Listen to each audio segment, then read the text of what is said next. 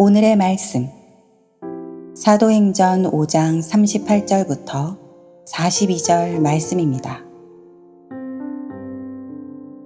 이제 내가 너희에게 말하노니 이 사람들을 상관하지 말고 버려두라.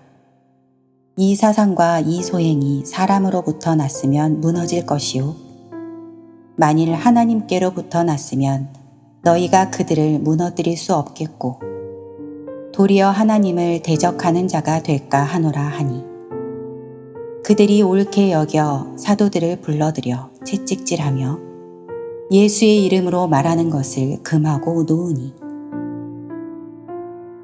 사도들은 그 이름을 위하여 능욕받는 일에 합당한 자로 여기심을 기뻐하면서 공의 앞을 떠나니라. 그들이 날마다 성전에 있든지 집에 있든지 예수는 그리스도라고 가르치기와 전도하기를 그치지 아니하니라. 아멘. 우리가 살아가고 있는 세상은 힘을 통해 끊임없는 물리적 마찰을 빚어오는 그런 역사를 가지고 있습니다. 21세기까지는 이러한 물리적인 마찰, 즉 군사력과 같은 힘이 세상을 움직였다고 말해도 과언이 아닐 것입니다. 그러나 이러한 이 물리적인 힘은 순간적인 어떤 굴복을 이끌어낼 수는 있지만 그것을 이 오랜 시간 유지하기가 어려운 그런 단점이 있습니다. 그래서 오늘날 강한 자가 살아남는다는 말은 이미 때지난 말이 되고 말았습니다. 오히려 살아남는 자가 강한 자라는 말이 현실이 된 지가 오래입니다. 그런 의미에서 우리 교회는 살아남은 자란 말이 참 잘 어울리는 곳인 것 같습니다. 2000년 동안 수많은 국가와 나라들이 사라짐에도 불구하고 교회가 오늘날까지 버텨왔던 것은 바로 이 말을 증명하는 것 아닌가 생각해 봅니다. 교회의 힘은 어떤 조직이나 어떤 건물에 있지 않습니다. 지금도 유럽에 가면은요, 오랜 시간 웅장하게 지어진 교회 건물들이 참 많이 있습니다. 정말 멋있더라고요. 그런데 그곳에는 더 이상 신자는 없고 오직 이 관광객들로 가득 차 있는 것을 보게 됩니다. 교회의 힘은 그런 웅장한 건물 또는 어떤 조직에 있지 않다는 것입니다. 그렇다면 교회의 힘은 어디에 있는가? 바로 그리스도의 피 값으로 산 교회 안에 남아있는 바로 이 그리스도의 정신, 복음의 정신에 그 힘이 있는 줄로 믿으시길 바랍니다. 예수 그리스도로부터 시작해서 많은 하나님의 백성들이 오늘날까지 목숨을 걸고 지켜온 바로 그 복음의 힘 때문에 수천 년 동안 교회가 버텨올 수 있었던 것입니다. 그러므로 교회에는 반드시 복음이 살아있어야 합니다. 믿으십니까?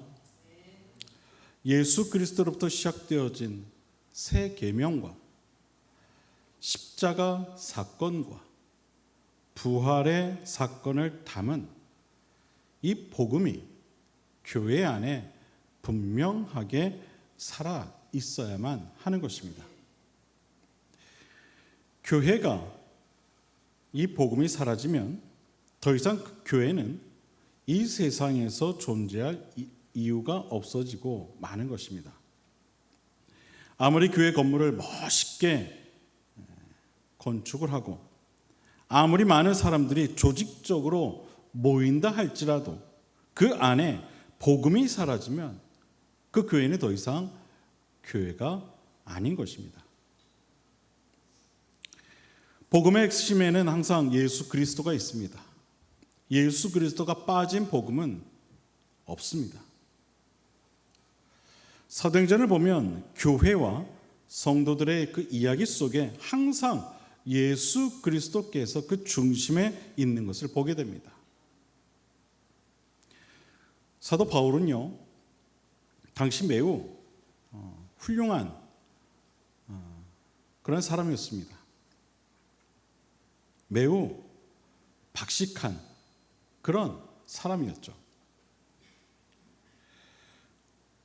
오늘날로 말하면, 우리나라를 예로 한다면 서울대학교에서 학사, 석사, 박사학위 다 마친 사람이었습니다. 지식으로 따지면 당시 아무도 대결할 수 없을 만큼 정말 똑똑한 사람이었습니다. 그런 그가 예수님을 만난 후에 어떤 고백을 했는지 아십니까?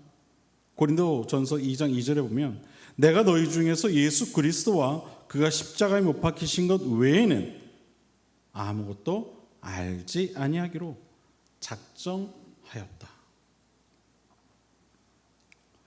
예수 그리스도 외에는 아무것도 알지 않기로 작정했다. 복음의 진리를 그가 안 것이죠. 빌립보서 3장 7절 이하에 보면 또한 이런 말씀이 기록되어 있습니다. 그러나 무엇이든지 내게 유익하던 것을 내가 그리스도를 위하여 다 해로 여길 뿐더러 또한 모든 것을 해로 여기면 내 주 그리스도 예수를 아는 지식이 가장 고상하기 때문이라. 내가 그를 위하여 모든 것을 잃어버리고 배설물로 여기면 그리스도를 얻고 그 안에서 발견되려 함이니 내가 가진 의는 율법에서 난 것이 아니요 오직 그리스도를 믿음으로 말미암은 것이니 곧 믿음으로 하나님께로부터 난 의라. 교회는 오직 예수 그리스도밖에 없습니다. 교회는 예수 그리스도밖에 없다는 거예요. 오직 예수 그리스도만이 교회의 본질이요 우리 신앙의 반석임을 여러분 꼭 믿으시길 바랍니다. 교회를 구성하는 우리의 삶도 마찬가지입니다. 예수 그리스도를 시작해서 예수 그리스도로 끝나는 삶이 될 때 비로소 참된 성도의 삶이 완성되어 줄 수 있는 것입니다. 무슨 일을 하든 어디에 있든 어떤 상황이든 그것과 상관없이 우리 삶을 통해 오직 예수 그리스도만이 나타나는 삶이 되어야 하는 것입니다. 요한복음 1장을 보면 이런 말씀이 나옵니다. 태초에 말씀이 계시니라. 이 말씀이 하나님과 함께 계셨으니 이 말씀은 곧 하나님이시니라. 그가 태초에 하나님과 함께 계셨고 만물이 그로 말미암아 지은 바 되었으니 지은 것이 하나도 그가 없이는 된 것이 없느니라. 말씀이 육신이 되어 우리 가운데 거하시매 우리가 그의 영광을 보니 아버지의 독생자의 영광이요 은혜와 진리가 충만하더라. 여러분, 예수 그리스도가 곧 복음이요 복음이 곧 예수 그리스도인 줄 믿으시길 바랍니다. 우리가 교회를 다닐 때 성령 충만하라는 이야기를 참 많이 듣습니다. 성령 충만한 교회가 되어야 됩니다. 그런 얘기를 참 많이 하죠. 그런데 성령 충만한 교회는 다른 게 아닙니다. 예수 그리스도의 복음이 충만한 교회가 곧 성령 충만한 교회인 줄로 믿습니다. 예수 그리스도의 이야기로 시작해서 예수 그리스도의 이야기로 끝나는 교회가 곧 성령 충만한 교회라는 것입니다. 항상 어떻게 하면 예수 그리스도의 이름을 높일 것인가를 고민하고 이야기하는 것이 성령 충만한 교회인 것입니다. 저는 우리 교회가 항상 이와 같이 예수 그리스도의 이름만을 나타내는 그러한 성령 충만한 교회가 되기를 간절히 소망합니다. 예배 때마다 또 모임 때마다 여러분의 가정과 직장과 여러분들이 만나는 그 모든 만남들 속에서 오직 예수 그리스도의 이름만이 나타날 수 있게 되기를 주님의 이름으로 간절히 축원을 드립니다. 오늘 본문에 나오는 사도들의 삶이 그랬습니다. 여러분, 우리가 성경을 보는 이유가 무엇입니까? 그냥 역사책처럼 옛날에 이런 분들이 계셨구나 그러고 지나가기 위해서 우리가 성경책을 보는 걸까요? 아니겠죠. 주님께서 왜 성경을 우리에게 남겨주셨을까요? 이것을 보고 배우라는 것 아니겠습니까? 오늘 본문에 나온 이 사도들의 삶이요, 방금 전에 말씀드린 것과 같이 그들의 삶이 늘 예수 그리스도의 이름만을 나타내는 삶이었더라고요. 그것을 우리가 좀 보고 배워야 할 줄로 믿으시길 바랍니다. 그들은 자신들의 입술로 예수 그리스도의 복음을 증거하기를 멈추지 않았습니다. 이 복음에는 능력이 있어서 세상 사람들에게는 강한 거부감을 주는 그런 묘한 그런 힘이 있습니다. 세상 사람들은요, 복음을 싫어합니다. 듣기를 거부하죠. 듣고 싶어 하지 않습니다. 오늘 본문에 기록된 당시 많은 유대인들도 마찬가지였습니다. 그들은 사도들이 선포한 복음을 들으려 하지 않았습니다. 강한 거부감을 나타낼 뿐만 아니라 그 복음을 전한 사도들을 죽이려고도 했습니다. 여러분이 예수 그리스도의 이름으로 살아갈 때 이와 동일한 현상들을 언젠가는 반드시 경험하게 될 것입니다. 제가 예언합니다. 예수 그리스도의 이름으로 여러분이 살아가고자 할 때 언젠가 반드시 이와 같은 핍박이 있을 것입니다. 제가 자신합니다. 그럴 때 너무 놀라지 마십시오. 당연한 현상이라고 여러분이 여기시면 됩니다. 내가 진짜 예수로 살고 있구나, 그렇게 생각하시면 되는 거예요. 이유는 그것이 세상 사람들의 당연한 반응이기 때문에 그렇습니다. 그들은요, 복음을 싫어합니다. 듣기를 싫어해요. 복음을 전한 사람들을 거부하죠. 우리는 복음을 증거할 때 세상 사람들이 쉽게 그 복음을 받아들이고 그들이 변화될 것으로 그렇게 너무 크게 기대해서는 안 됩니다. 물론 때로는 하나님께서 복음에 메마른 자들을 준비시키는 경우도 있지만 대부분의 세상 사람들은요, 그렇지 않습니다. 그들이 유익에 속한 사람들이기 때문에 그렇습니다. 그래서 복음이 주는 그 유익함을 그들이 알지 못하기 때문에 복음을 거부하는 것입니다. 고린도전서 2장 14절에 보면 이러한 사실에 대해 이렇게 이야기하고 있어요. 육에 속한 사람은 하나님의 성령의 일을 받지 아니하나니 이는 그것들이 그에게는 어리석게 보이며 또 그는 그것들을 알 수도 없나니 그러한 일은 영적으로 분별되기 때문이라. 육에 속했다는 것은 그 마음과 생각이 세상의 어떤 가치 또 어떤 세상의 기준에 사로잡혀 있는 것을 말하는 것이죠. 즉 그러한 이들은 세상의 그러한 가치와 기준으로 정해진 것들을 쫓는 인생을 살아가는 사람들이라는 거예요. 그런데 여러분, 놀라운 것은요, 이런 일들은요, 하나님의 백성된 우리에게도 나타날 수 있다는 거예요. 우리도 살다 보면 우리 마음과 생각이 내 신앙과 의지와 달리 세상의 가치와 기준에 빠질 때가 있다는 겁니다. 그래서 우리가 한 주간을 어떻게 살아가느냐, 어떤 마음으로 살아가느냐가 너무나도 중요한 겁니다.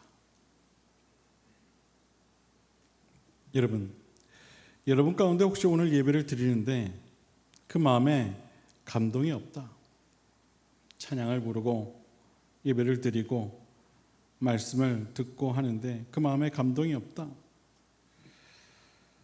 그렇다면 한 번쯤 지난 여러분의 한 주간의 삶을 한번 돌아보시길 바랍니다. 내가 너무 분주하게 살아오진 않았는가? 내가 혹시 세상에 어떤 생각과 어떤 기준과 가치에 너무 집중하며 살아오진 않았는가?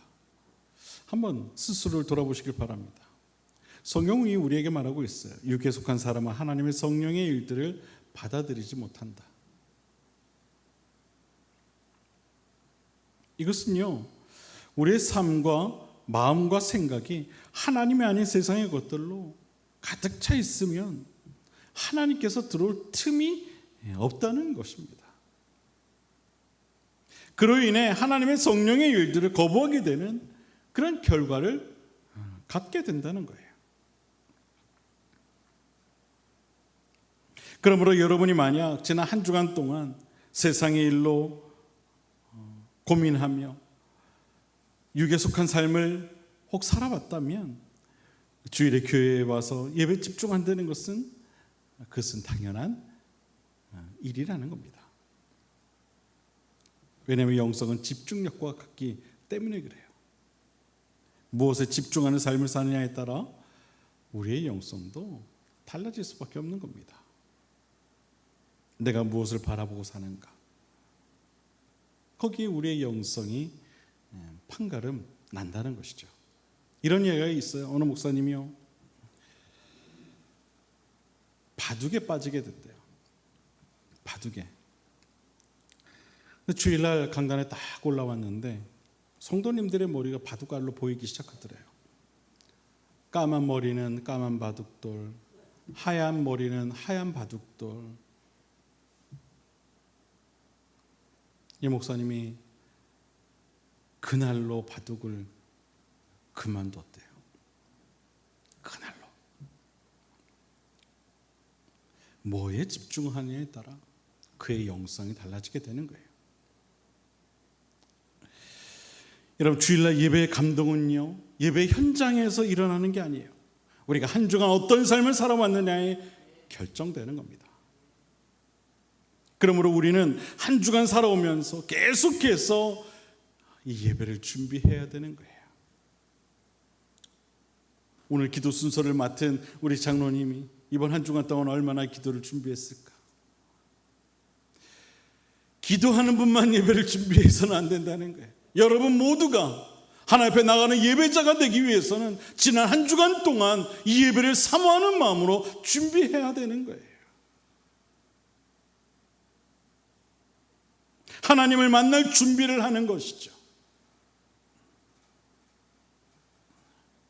하나님을 사모하는 마음을 주중에도 계속하여 가져야 하는 겁니다. 우리의 삶은 끊임없는 예배의 연장선입니다. 믿으십니까? 예배가 삶이고 삶이 예배라는 말의 뜻이 바로 이거예요.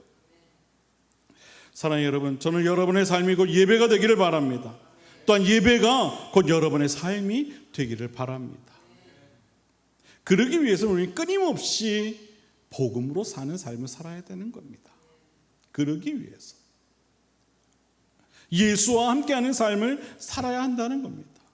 어떤 환경에서도 이 복음의 삶이 끊어져서는 안 되는 겁니다. 오늘 본문을 보면 사도들이 극한의 환경 속에서도 복음과 함께하는 삶을 계속하여 살았음을 보게 됩니다. 사도들은 복음으로 인해 채찍을 맞기도 했습니다. 수많은 핍박을 당하기도 했어요. 죽음의 위기를 넘길 때도 있었습니다. 그런데도 불구하고 그들은 복음을 포기하지 않았어요. 여러분, 당시의 채찍은요, 우리가 상상하는 그런 가죽 채찍이 아니에요. 온갖 철 파편들과 동물의 뼈로 엮여진 그런 채찍이에요. 그 채찍에 한번 맞으면 살점이 떨어져 나가는 고통이 찾아온다고 해요. 사도들은요, 그러한 끔찍한 채찍을 맞으면서도 복음을 포기하지 않았어요. 오히려 복음으로 인해 그러한 핍박을 받게 된 사실에 그들이 기뻐했다라고 성경은 기록하고 있어요. 기뻐했다.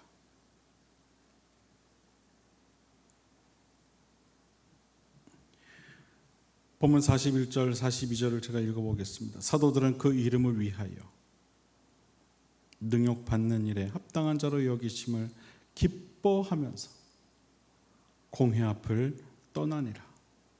그들이 날마다 성전에 있든지 집에 있든지 예수는 그리스도라고 가르치기와 전도하기를 그치지 아니하니라. 아멘.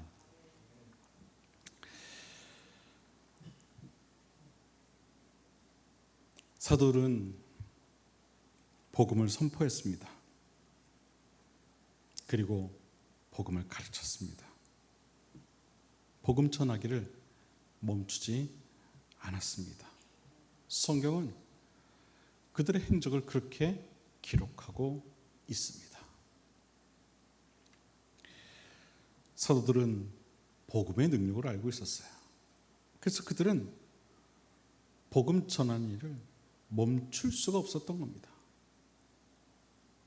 복음이 주는 유익을 알고 있었기 때문이죠.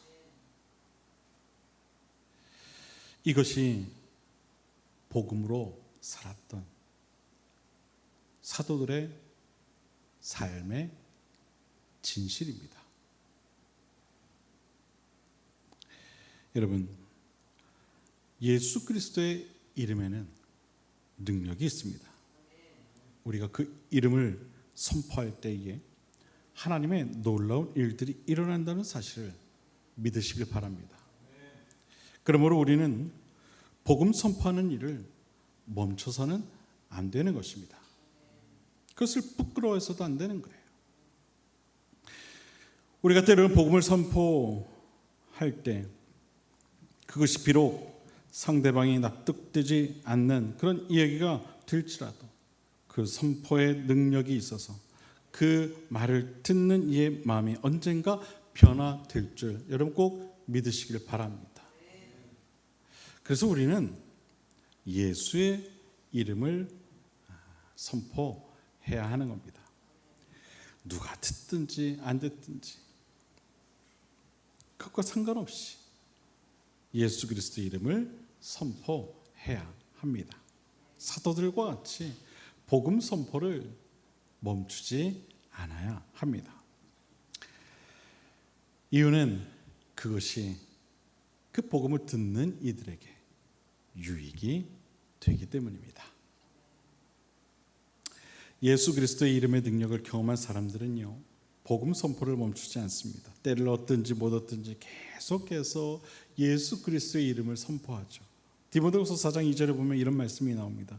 너는 말씀을 전파하라. 때를 얻든지 못 얻든지 항상 힘쓰라. 범사의 오래 참음과 가르침으로 경책하며 경계하며 권하라. 주님의 말씀입니다. 복음을 전하라. 때를 얻든지 못 얻든지 항상 힘쓰라. 물론 복음을 전하는 일은 쉽지 않습니다. 하지만 마음만은 즐겁습니다. 다들 그런 경험 해보지 않으셨습니까? 그러시죠? 다들 그런 경험 있으실 거예요. 복음을 전하는 일이 쉽지 않아서 입을 열기가 무서웠지만 그래도 떨리는 그 입으로 복음을 전했을 때 그 마음에 찾아오는 큰 기쁨을 아마도 여기 계신 모든 분들이 다 경험했을 거예요. 여러분, 복음을 전할 때 찾아오는 그 마음의 기쁨이 얼마나 큰가를 우리는 너무나도 잘 알고 있습니다. 우리는 그 기쁨을 놓쳐서는 안 될 줄로 믿습니다. 기억 속 저편에 혹 자리 잡고 있던 그 기쁨의 마음을 우리는 다시 회복해야 할 줄로 믿습니다. 마치 오늘 성경에 기록된 사도들처럼 핍박이 있으나 기쁨으로 복음을 전한 것처럼 우리도 그와 같은 삶을 살아야 할 줄로 믿습니다.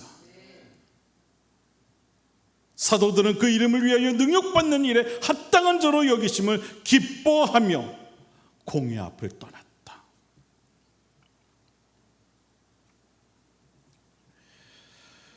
사랑하는 여러분, 우리의 모습도 이와 같기를 바랍니다.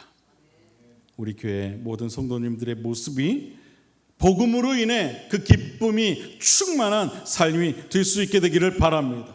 때로는 그리스도의 복음을 위하여 핍박받는 일이 있다 할지라도 그것을 기꺼이 기뻐할 수 있는 저와 여러분의 신앙이 될 수 있게 되기를 바랍니다.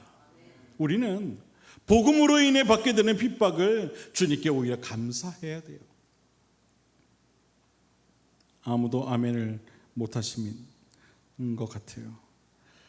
다시 한번 할게요. 중요한 얘기인데, 우리는 복음으로 인해 받게 되는 핍박을 주님께 감사해야 할 줄로 믿습니다. 아멘.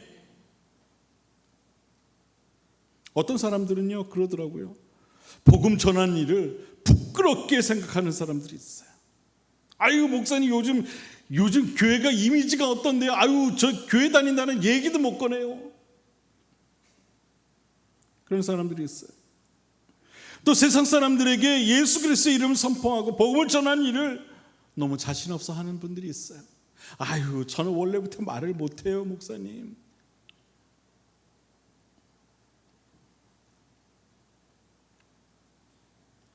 모세가 그랬죠. 하나님 다 길을 열어주세요. 그래도 믿음만 있으면.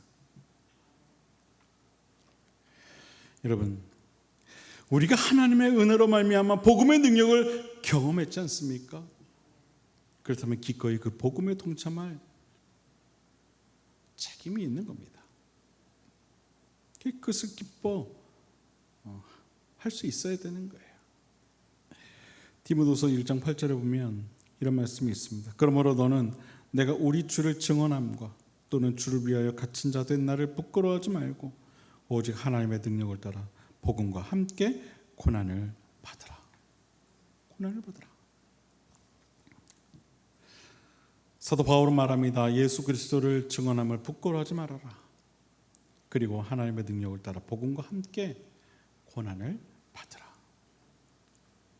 이것이 복음을 따라 살아가는 사람들이 누리는 하늘의 특권인 줄로 믿습니다. 저는 오늘 함께 예배하는 여러분 모두에게 이러한 하나님의 특권이 임하게 되기를 주님의 이름으로 간절히 축원을 드립니다. 우리는 그것을 기뻐할 수 있어야 돼요. 감사할 수 있어야 돼요. 복음 전하는 그 사실을 여러분 우리가 감사할 수 있어야 되는 거예요. 저는 우리 교회가 예수 그리스도의 이름을 전하고 복음을 선포하는 일을 기뻐하는 교회가 되기를 소원합니다. 우리 교회 성도님들이 날마다 예수님 때문에 기뻐하고 예수님 때문에 감사하는 삶을 살아갈 수 있게 되기를 주님의 이름으로 간절히 축원을 드립니다. 기도하겠습니다.